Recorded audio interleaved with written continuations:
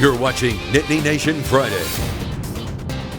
It is another edition of Blue White Friday. We're at Quaker Steak and Lube. Myself here with Keith Goon Conlon, talking a little Penn State Pitt. The rivalry renewed at Beaver Stadium tomorrow afternoon. First, I want to get your thoughts through 2 weeks with Penn State.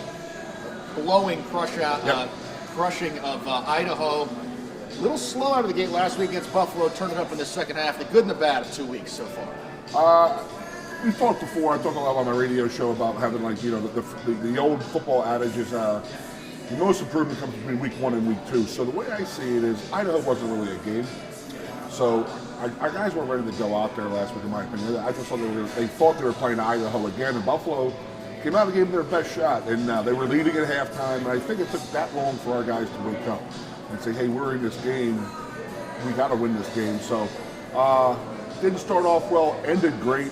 Scored 30-plus points in the second half and really ran away with it. But we really need to prepare ourselves for this week, because if that happens again, we're not going to catch Pitt. Right.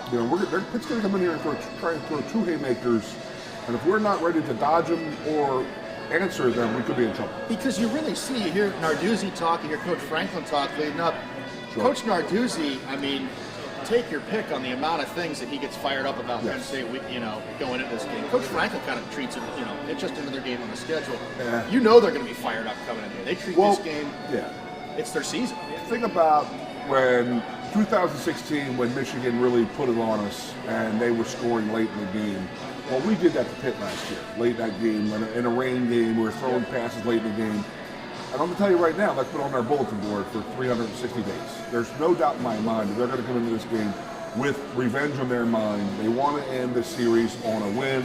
They want the bragging rights for the state of Pennsylvania. And yeah, you're right. Narduzzi cares about it a lot more. So do a lot more Pitt fans, because there's a lot more going on with the Big Ten and stuff like that. But if they would come in and beat Penn State, that would make their season. And they did it a couple years ago, and everybody ruined it. The 16 or 15 season when they came in. We got beat us up pretty good out there. So, as Penn State, we want to end this rivalry on a high note, but they also want to do the same thing. I have a Penn State winning big, but the more I think about it, the more it scares me. I mean, you're going to add a little bit of wetness, maybe some thunder and lightning, and that slows us down a little bit. And I think it could end up being a brawl. It could end up being a real, tough, slug-it-out type of game. That scares me. Me too. That'd be a heck of a way to go out, though, because we're not going to see this game for quite some time. Appreciate the time. It was always good. You got it, man. Yeah, let's enjoy it tomorrow. Penn State and Pitt at Beaver Stadium tomorrow afternoon. That's another edition of Blue White Friday from here at Quaker Steak and Lube. Thanks for joining us.